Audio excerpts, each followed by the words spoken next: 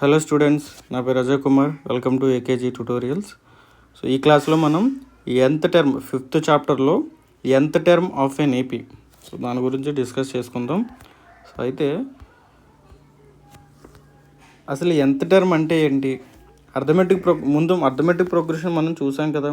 అందులో first term ఉంటుంది, second term first term A1, A2, A3, A4, A5 and so on ఇలాగా ఉంటాయి. Even terms అంటామని చెప్పుకున్నాం. ఈ రెండిటికి మధ్య ఒక ఫిక్స్డ్ నెంబర్తో డిఫరెన్స్ ఉంటుందని చెప్పుకున్నాం. ఆ ఫిక్స్డ్ నెంబర్నే కామన్ డిఫరెన్స్ D అంటామని చెప్పుకున్నాం. అంటే A2లో నుంచి A1 తీసేస్తే ఒక నెంబర్ వస్తుంది. అలాగే A3లో నుంచి A2ని తీసేసిన A3 మైనస్ A2 చేసేసిన సేమ్ నెంబర్ వస్తుంది. అంటే A4లో నుంచి A3 తీసేసిన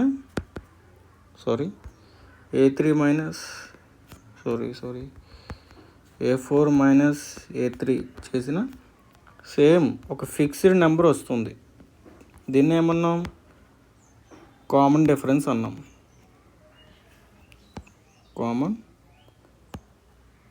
కామన్ డిఫరెన్స్, ఇదే కామన్ డిఫరెన్స్ D వాల్యూ. అంటే ఫస్ట్ నెంబర్ A అయితే A1 is equal to A అనేది ఫస్ట్ వాల్యూ అని, D అనేది కామన్ డిఫరెన్స్ అని ప్రీవియస్ క్లాసెస్లో మనం చెప్పుకున్నాం. 5th చాప్టర్కి సంబంధించిన క్లాసెస్ 2 క్లాసెస్ అప్లోడ్ చేశాను. ఒకసారి వినండి ఆ క్లాసెస్. అవి విని ఈ క్లాస్కి వస్తే ఇంకా క్లియర్గా అర్థమవుతుంది. రైట్, ఫస్ట్ టర్ము A1 అవుతుంది, అది A1 అవుతుంది. రైట్, సెకండ్ది దీనికి D వాల్యూని యాడ్ చేస్తూ వస్తుంది. Dని యాడ్ చేస్తూ వస్తుంది. అంటే ఇది ఏమవుద్ది? సెకండ్ది A ప్లస్ D, అంతేనా? కింద రాస్తున్నానండి. A1 is equal to A. Right, A2 is equal to ఏమైంది? A ప్లస్ D, అంతేనా? ఇక్కడ ఓకే. నెక్స్ట్ది దీనికి ఇంకొక D యాడ్ చేస్తే థర్డ్ టర్మ్ వస్తుంది. అదేమవుద్ది? A plus 2D. ఇది A ప్లస్ 2D ఎలా అయింది? ఈ A ప్లస్ Dకి ఇంకో Dని యాడ్ చేస్తే ఏమవుతుంది? A plus D plus D. D plus Dని ఎలా రాసుకోవచ్చు? 2D కింద రాయొచ్చా? ప్లస్ A ప్లస్ 2D అలా వచ్చింది. ఇది అర్థమైందా? రైట్, నెక్స్ట్ టర్మ్ ఏమొస్తుంది? ఫోర్త్ టర్మ్ ఏమవుతుంది? A plus 3D, A plus 4D and so on. Right, ఇక్కడ మీరు ఒకసారి గమనించండి.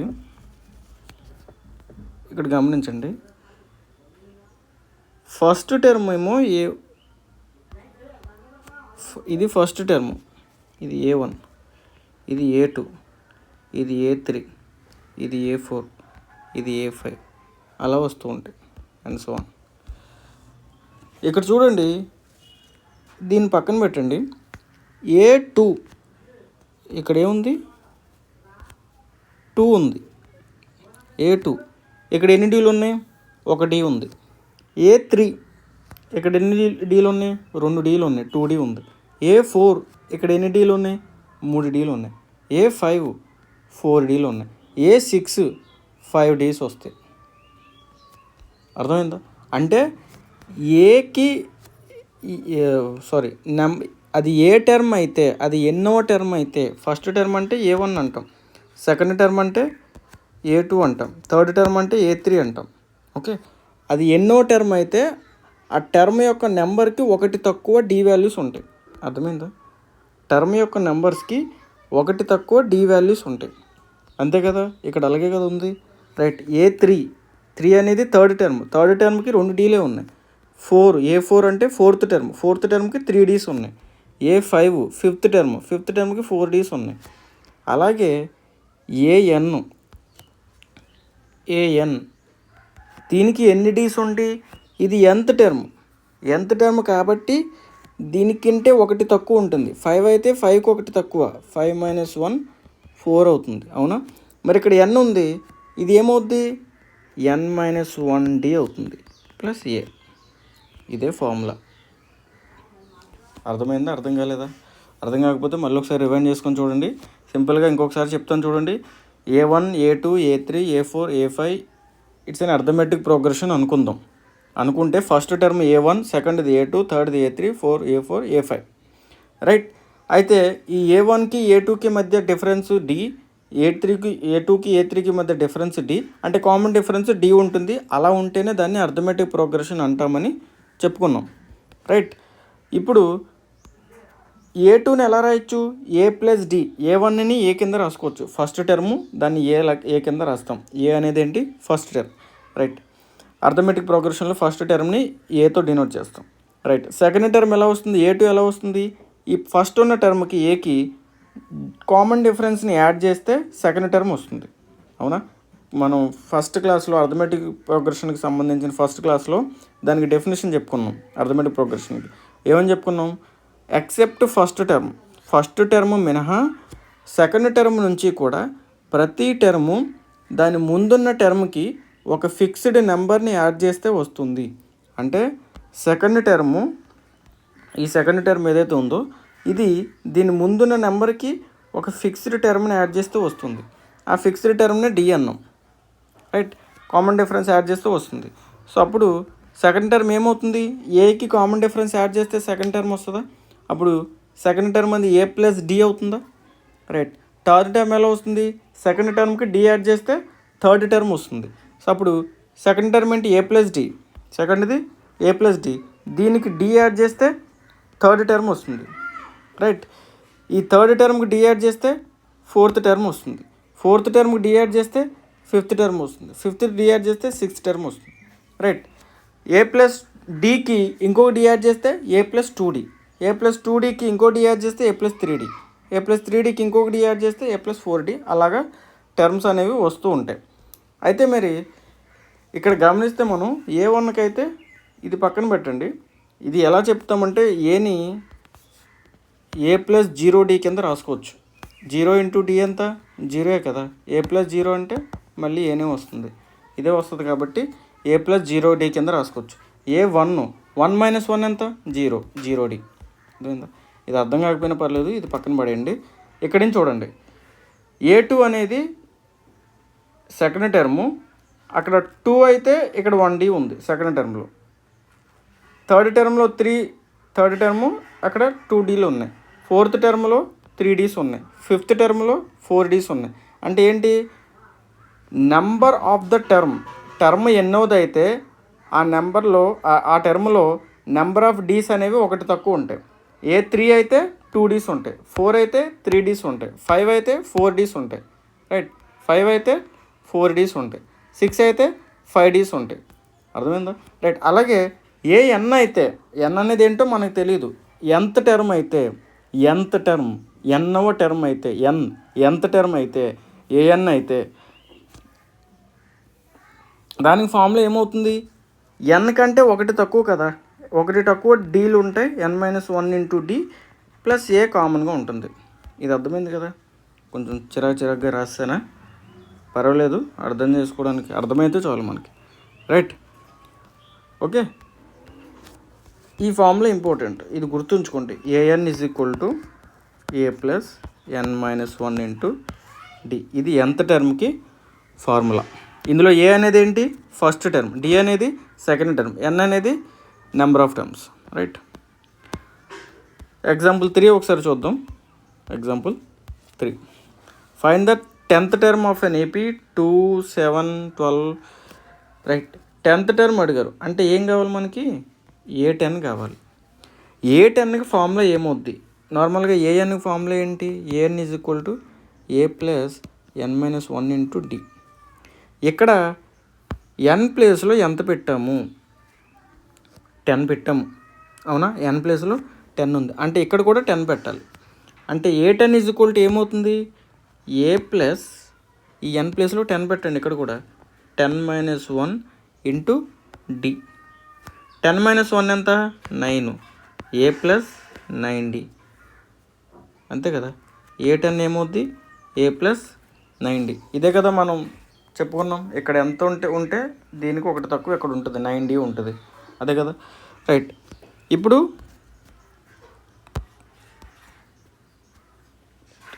ఇది ఒకసారి చెరిపేసాను, ఫార్ములా రాస్తాను చూడండి. A10 = A+9D.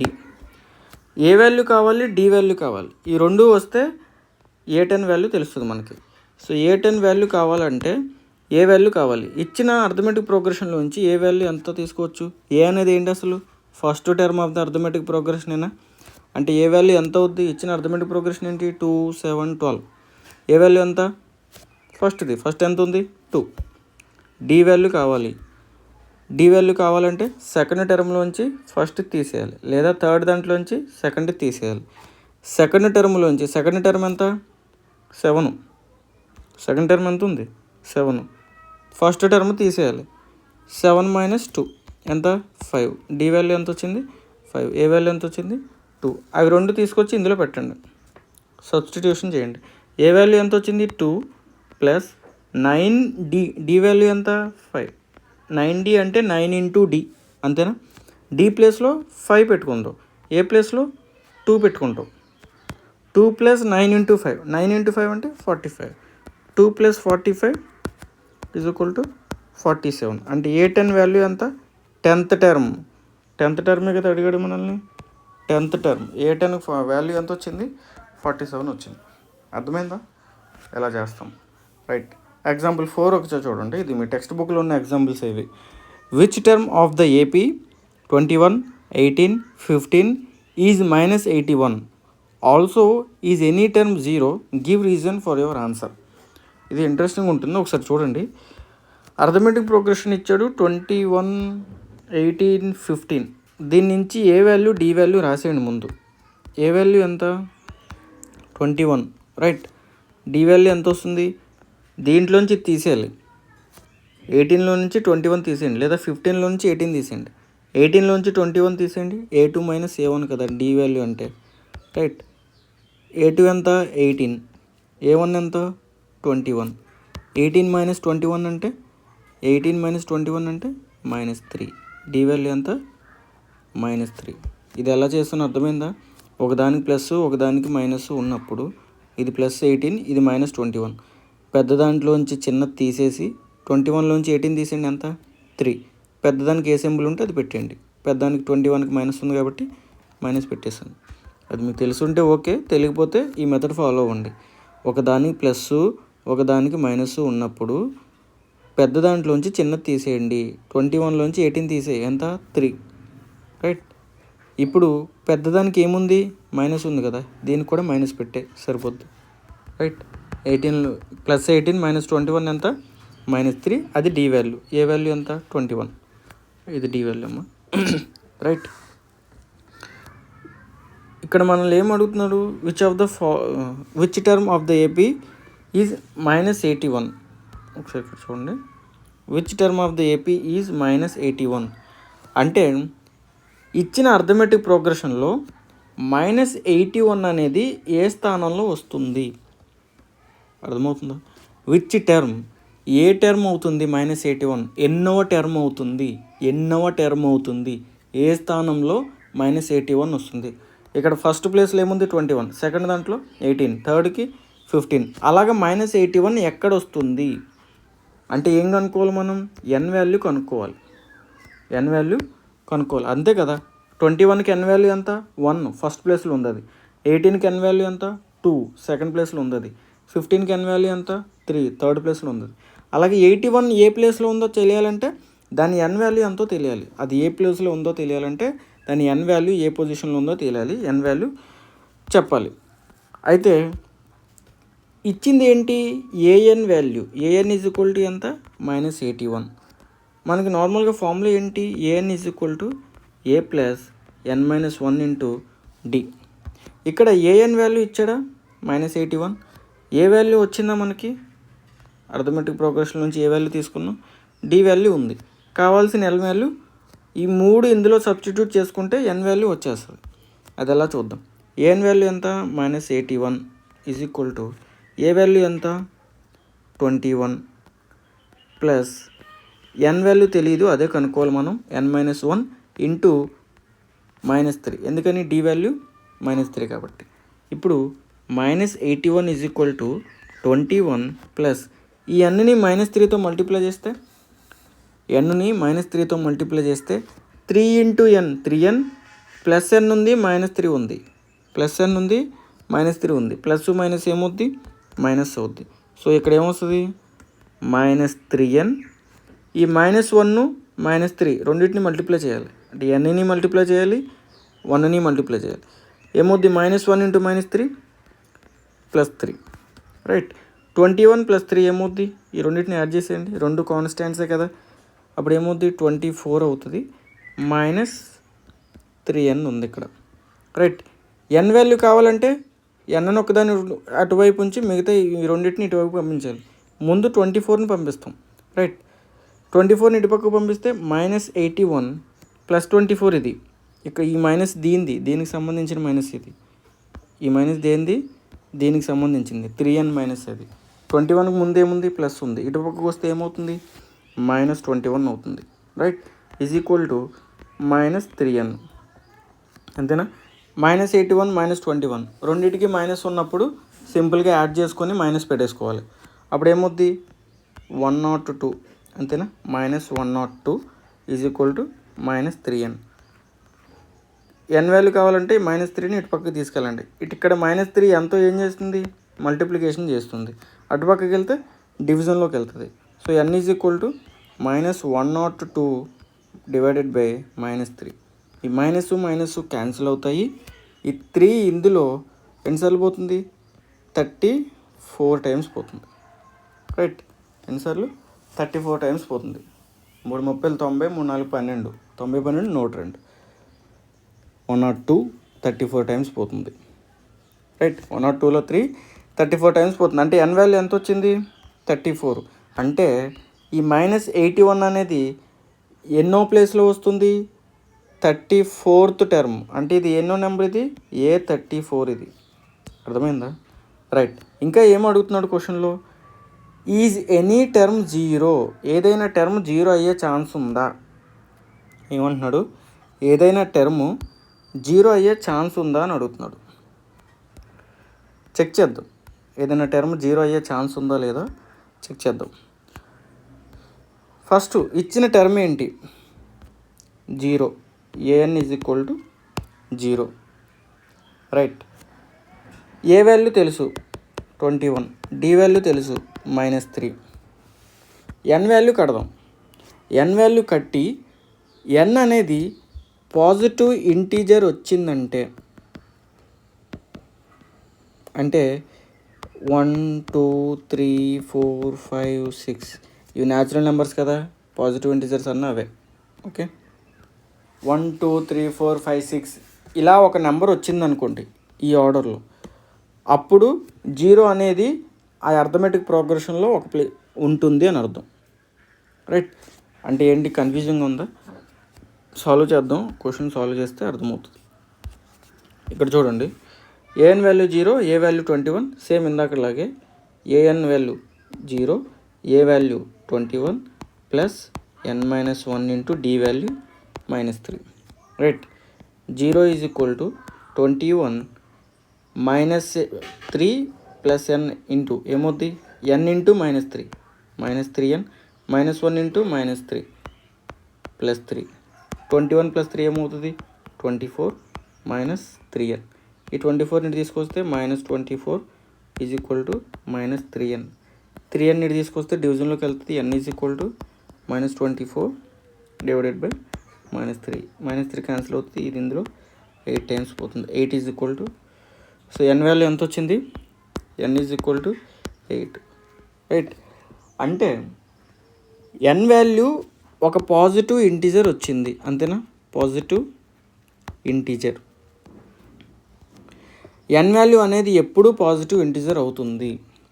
n వాల్యూ 2/3 6 7/4 లేదా 1.6 ఇలాంటి నెంబర్స్ వస్తే ఇచ్చిన నెంబరు ఏదైతే నెంబర్ ఇచ్చాడో అర్థమెటిక్ ప్రోగ్రెషన్ ఉంటుందో ఉండదో చెక్ చేయండి అని ఒక నెంబర్ ఇచ్చాడు కదా. ఇప్పుడు మన 0 ఇచ్చాడు కదా, అలాగా ఏదైనా నెంబర్ ఇచ్చి అది అర్థమెటిక్ ప్రోగ్రెషన్లో ఉంటుందో లేదో చెక్ చేయండి అని అన్నప్పుడు ఎన్ వాల్యూ పాజిటివ్ ఇంటిజర్ అంటే ఒక న్యాచురల్ నెంబర్ వచ్చిందంటే ఆ అర్థమెటిక్ ప్రోగ్రెషన్లో ఇచ్చిన నెంబర్ ఉంటుంది.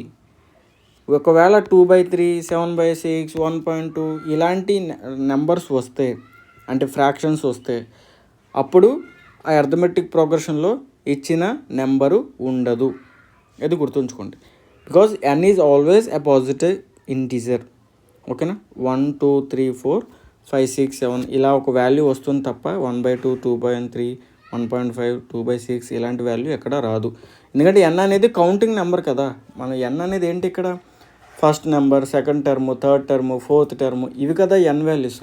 n వాల్యూ ఎప్పుడు కూడా ఫస్ట్ 1, 2, 3, 4 ఇవి వస్తాయి.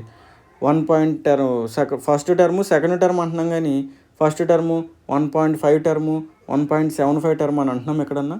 అనట్లేదు కదా. అంటే n వాల్యూ ఎప్పుడు కూడా 1, 2, 3, 4 ఇలా వెళ్తుంది అంతే. అంతేకాని 1, 1.5, 1.75, 2, 2.35 ఇలా వస్తుందా? రావట్లేదు కదా n వాల్యూ. సో అందుకని n వాల్యూ ఎప్పుడు పాజిటివ్ ఇంటిజర్ రావాలి. అలా వస్తేనే ఇచ్చిన number AP. Okay, next question ఒకసారి చూడండి. Determine the AP whose third term is 5 and seventh term is 9.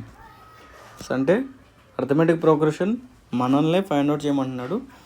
అయితే థర్డ్ టర్మ్ ఏమి ఇచ్చాడు? A3 ఈజ్ ఈక్వల్ టు 5 అంట, A7 ఈజ్ ఈక్వల్ టు 9 అంట. థర్డ్ టర్మ్ అంటే ఏంటి? A3 కదా. సెవెంత్ టర్మ్ అంటే A7. అది సెవెంత్ టర్మ్ అంతా 9 ఇచ్చాడు. అయితే ఇక్కడ విషయం గమనించండి, మనం అర్థమెటిక్ ప్రోగ్రెషన్ రాయాలంటే ఏ వాల్యూ డి వాల్యూ ఖచ్చితంగా తెలియాలి. A value D value, first term ఎంతో తెలియాలి, కామన్ డిఫరెన్స్ ఎంతో తెలియాలి. ఇవి రెండు తెలిస్తేనే అర్థమెటిక్ ప్రోగ్రెషన్ రాయగలము. ఇది మనం ఫస్ట్ క్లాస్లో చెప్పుకున్నాం. కానీ ఇక్కడ అర్థమెటిక్ ప్రోగ్రెషన్ రాయమంటున్నాడు, కానీ ఏ వాల్యూ డి వాల్యూ ఇచ్చాడా? ఇవ్వలేదు. క్లూ ఇచ్చాడు A3 5, A7 9. వీటి నుంచి అర్థమెటిక్ ప్రోగ్రెషన్లో కావాలంటే A value D value find out చేయాలి. వీటి నుంచి వాటిని డిరైవ్ చేయాలి. A3ని ఎలా రాసుకోవచ్చు? A+2D కింద రాసుకోవచ్చా? 5. A7 ఎలా రాసుకోవచ్చు? A+6D కింద రాసుకోవచ్చా? ఇక్కడ 7 ఉంది కాబట్టి 1 తక్కువ 6, 9 కింద రాసుకోవచ్చు. మీకు గుర్తుంటే థర్డ్ చాప్టర్లో ఇలాంటి ఈక్వేషన్సే కనిపిస్తాయి మీకు. Linear equations in 2 variables. వీటిని ఎలా సాల్వ్ చేసుకున్నారు? అక్కడ మీకు కొన్ని మెథడ్స్ ఉంటాయి. ఎలిమినేషన్ మెథడ్ అని, సబ్స్టిట్యూషన్ మెథడ్ అని, ముందు గ్రాఫికల్ మెథడ్ అని. సో ఈ మెథడ్స్ ద్వారా ఈ ఈక్వేషన్స్ని సాల్వ్ చేసుకుంటాం. మనం ఇక్కడ ఎలిమినేషన్ మెథడ్లో సాల్వ్ చేసుకుందాం. అందులో సాల్వ్ చేస్తే రైట్, ఇందులో ఈ ఈక్వేషన్లోంచి ఒక ఈక్వేషన్ నుంచి ఒకటి తీసేస్తాం. అంటే ఈ దీంట్లో నుంచి A+2D ఈజ్ ఈక్వల్ టు 5 అంటే ఈ ఈక్వేషన్ తీసేస్తున్నాం. ప్లస్ ఉంటే మైనస్ పెట్టుకుంటాం, ప్లస్ ఉంటే మైనస్ పెట్టుకుంటాం. రైట్, ఏ వాల్యూ క్యాన్సిల్ అవుతుంది. ఇది మీకు ఆల్రెడీ తెలుసు కాబట్టి నేను ఫాస్ట్గా చెప్పేస్తున్నాను. తెలియకపోతే థర్డ్ చాప్టర్ ఒకసారి రివైజ్ చేయండి. ఇది థర్డ్ చాప్టర్లో ఎలిమినేషన్ మెథడ్ ఇది. రైట్, ఎలిమినేషన్ మెథడ్ ద్వారా ఏ వాల్యూ డి వాల్యూ సాల్వ్ చేస్తున్నాం. 6D ప్లస్ -2D 4D అవుతుంది. ఈజ్ ఈక్వల్ టు 9 - 5 4 అవుతుంది. So 4D is equal to 4. D is equal to ఏమవుతుంది?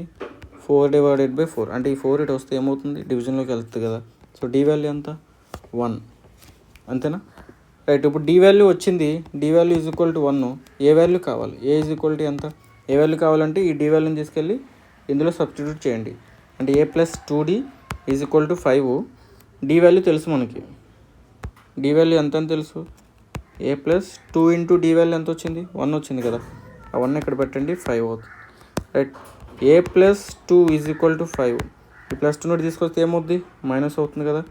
A is equal to 5 - 2 is equal to 3. So A is equal to 3. A value 3, D value 1. Arithmetic progression రాయొచ్చా? A value 3 అంటే first term ఏమవుతుంది? 3. Next term ఏమవుతుంది? దీనికి D add చేయాలి. D value ఎంత? 1 కదా. 3కి 1 యాడ్ చేస్తే 4. నెక్స్ట్ది ఏమవుతుంది? 5. అంటే దీనికి 1 యాడ్ చేశాను. నెక్స్ట్ 1 యాడ్ చేయి 6. నెక్స్ట్ 1 యాడ్ చేయి 7, 8 అండ్ సో ఆన్. అర్థమైందా? సో మనం అర్థమెటిక్ ప్రోగ్రెషన్ రాసాము. ఈ ఎలిమినేషన్ మెథడ్ ఒకసారి చూడండి. ఇది మీకు అర్థం కాకపోతే థర్డ్ చాప్టర్లో లీనియర్ ఈక్వేషన్స్ ఇన్ 2 వేరియబుల్స్ అనే చాప్టర్లో ఎలిమినేషన్ మెథడ్ ద్వారా మనం ఏ వాల్యూని డి వాల్యూని సాల్వ్ చేసుకున్నాము. రైట్, సో ఈ వీడియో ఎంతటితో ఆపుతున్నాను. రిమైనింగ్ ఎగ్జాంపుల్స్ నెక్స్ట్ వీడియోలో చెప్తాను. వీడియోస్ని ఫాలో అవ్వండి, సబ్స్క్రైబ్ చేసుకోండి. వీడియోస్ వస్తూ ఉంటే వెంటనే మీరు ఆ వీడియోని చూడొచ్చు. అయితే ఇక్కడ వీడియో లెంతీ అవుతుంది కాబట్టి ఇక్కడితో ఆపేస్తున్నాను. 1/2 అవర్ వీడియో పెడతాను, సో దట్ మీరు కొంచెం ఇబ్బంది లేకుండా చూడగలుగుతారు. రైట్, ఈ ఎగ్జాంపుల్స్ ఎందుకు చెప్తున్నానంటే ఎగ్జాంపుల్స్ ఇంపార్టెంట్. వీటి ద్వారా మనం కాన్సెప్ట్ నేర్చుకుంటాం. అయితే ఇక్కడ చూడండి, ఇప్పటి వరకు మనం చేసిన ఎగ్జాంపుల్స్ అన్నీ ఒక్కొక్కటి ఒక్కొక్క కాన్సెప్ట్తో ఉంటవి. రైట్, అన్నీ ఒకేలా ఉండవు. ఇవి నేర్చుకొని వెళ్తే ఎక్సర్సైజ్కి వచ్చేసరికి మీకు కాన్సెప్ట్ అర్థమై ఉంటుంది కాబట్టి అందులో ఉన్న ప్రాబ్లమ్స్ మీ ఓన్గా చేయగలరు. అంటే అవి కొంచెం డిఫికల్ట్గా ఉంటాయి. మనం నెక్స్ట్ లెవెల్కి వెళ్ళి ఆ ప్రాబ్లమ్స్ సాల్వ్ చేయొచ్చు ఇక్కడ నేర్చుకున్న కాన్సెప్ట్ బేస్ చేసుకొని. రైట్, అందుకని ఎగ్జాంపుల్ ప్రాబ్లమ్స్ ఇంపార్టెంట్. అండ్ మీకు ఇవి ఆల్రెడీ అక్కడ సాల్వ్ చేసి ఉంటారు, జస్ట్ నేను ఇక్కడ ఎగ్జాంపుల్ ఎక్స్ప్లెయిన్ చేస్తున్నాను కాబట్టి ఇంకా క్లియర్గా అర్థమవుతుంది మీకు. Okay, thank you. వీడియోని లైక్ చేయండి, మీ ఫ్రెండ్స్కి షేర్ చేసుకోండి. రైట్, సబ్స్క్రైబ్ చేయకపోతే వీడియో సబ్స్క్రైబ్ చేయండి. Thank you so much. Next వీడియోలో కలుద్దాం.